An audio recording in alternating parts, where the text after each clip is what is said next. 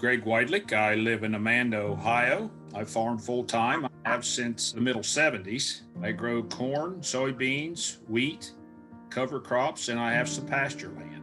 My grandfather was a farmer. My dad was a farmer.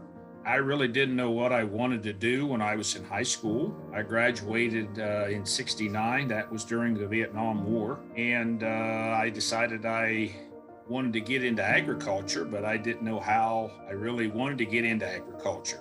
Went to Wilmington College.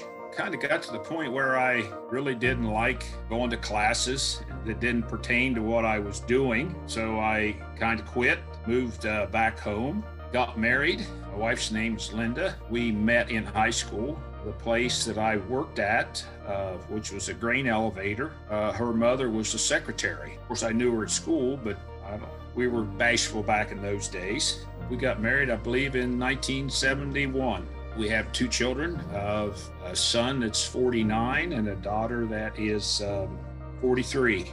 Thought I should try to get back into some more education, and I went to Ohio State for a year in animal science and ag economics.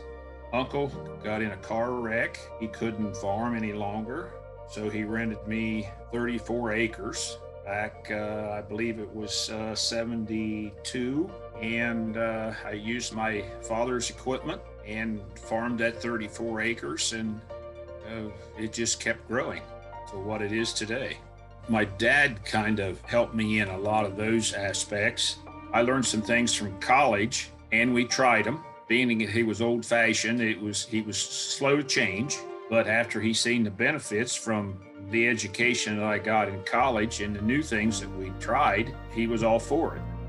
And he was very conscientious about erosion, and we tried to conserve the soil as much as possible. And I seen the benefits of those crops growing in the field in the winter, in the fall, and the spring, because it held the soil in place, and there was more earthworms, more life in the soil. If you have more topsoil, consequently, you can raise better crops, and better crops makes you more money. When I saw your "Do You Know a Farmer Who Consistently Demonstrates Outstanding Farm Management, Innovation, Conservation, and Leadership," it spoke to me Greg Waidelich. He wants to improve the ground. As soon as he buys a farm, he'll be calling me and saying, okay, I need to do this, and that on this farm to get it to where his standards are for that field. So we're constantly working with him to improve what's there and to make that better for future generations. I was kind of shocked. I probably would have never agreed to this if it wouldn't have been for Nikki Drake. She has helped design a lot of these conservation practices that I have installed on the farm. I guess you got to give Soil and Water a lot of credit for me getting this honor. I used to belong to a young farmers organization, but that was many years ago. I'm no longer a young farmer. We were involved with the local church, Lutheran Church.